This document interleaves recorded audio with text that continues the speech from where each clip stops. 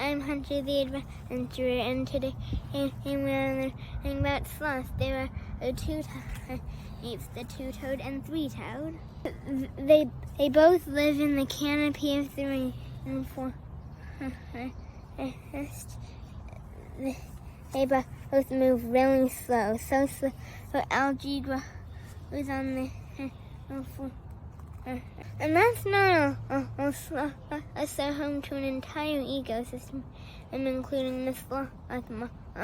Sloths only come out of the trees once a week to poop and they do with the sloth mostly.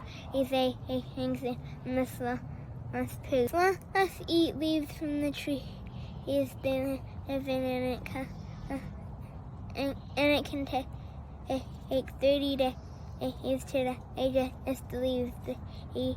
Did you know the sloths are relatives of anteaters and armadillos? Oh look, here's one now.